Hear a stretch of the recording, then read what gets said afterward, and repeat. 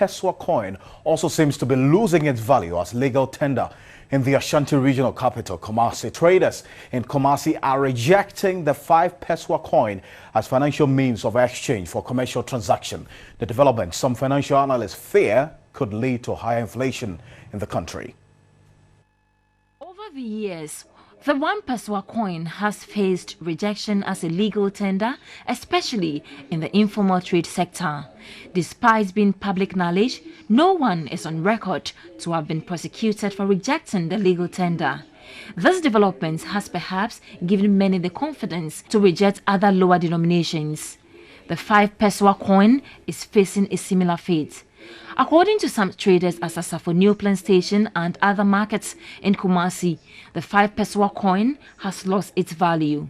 They claim accumulated 5 pesewa coins have locked up their capital following their inability to use the coin for commercial transactions. 5 pesewa has lost its value. You always find it on the floor with children playing with it. Personally, I will not accept it. Time I tried to use the 5 pesewa coin, it is rejected. Even pure water sellers are not accepting it. Drivers, traders are all refusing the 5 pesewa coin. I'm just keeping them so I can show it to my grandchildren someday. But I think it is illegal not to accept it. This sachet water seller was captured on camera, refusing to accept the 5 pesewa coin in exchange for her product. Commercial transport operators also refuse the coin as payment for transport fare in the Kumasi metropolis. Although the 1 pesewa coin has consistently been rejected by many, it is still in circulation.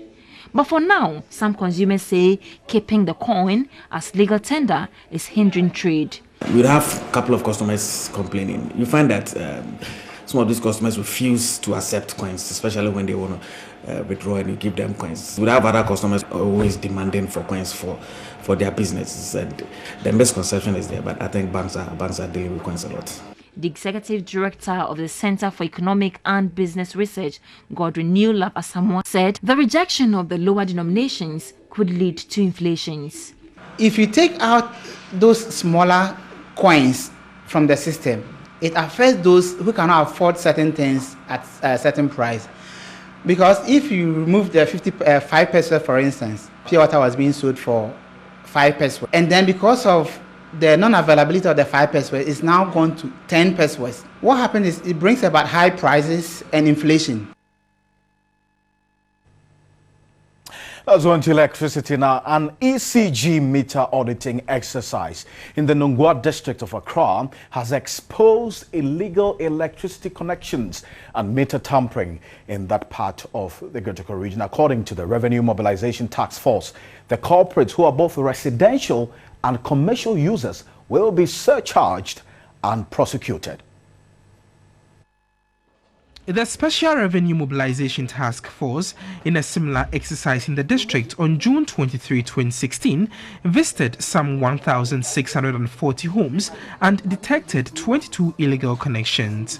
The task force was able to recover a total of 38,014 kilowatts per hour of power, which translates into 41,316 cedis.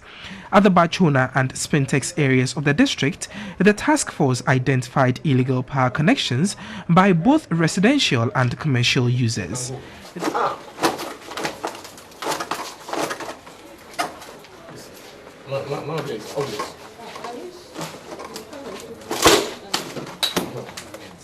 The Acting General Manager, Revenue Protection, Michael Okai, explained how the task force was able to detect the illegal connections. These 2 cables are illegal cables because the supply is supposed to come to the meter. Before out of the meter, it goes to the load. But as the power is coming, he has taped these 2 cables. He has tapped these lines, and this goes to the illegal loads. So this is what we call a bypass. So whatever passes through this cable goes to load and is not going through the meter. According to him, the task force will surcharge the culprit and process them for court. Right from here, we are going to disconnect, we'll surcharge the person, we'll take evidence, refer him to the legal directorate so that he will be, after the search, which is the civil case, he will be prosecuted. They will be dealing with the criminal aspect.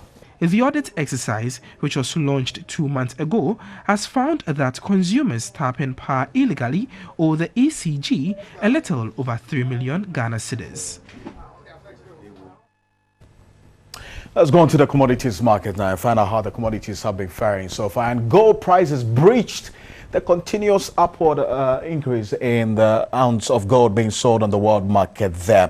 $1,338.10 is what gold is trading on the world market. An ounce of gold that's being a drop which cumulates into some 0.42% there, and gold has been on appreciation over the past 2 months, but it breached that June high, falling short of convincing breakout as expected by the investors there.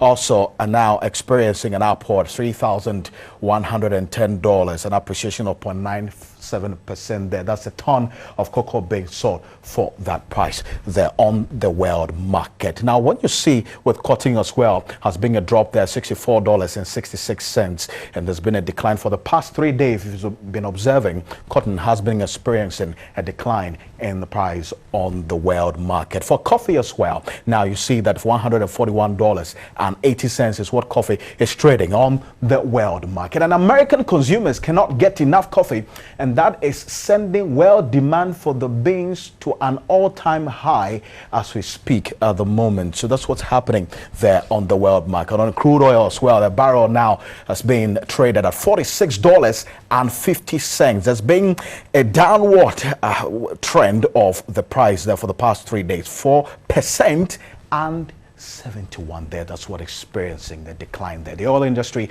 is said to be fighting a generation gap because oil prices have been falling nearly 5% today, as you see, reversing early gains, much to the disappointment of market watchers. But that's it for business this evening. We'll be back with some sports news. My name is Alfred Akansi. Have a good evening.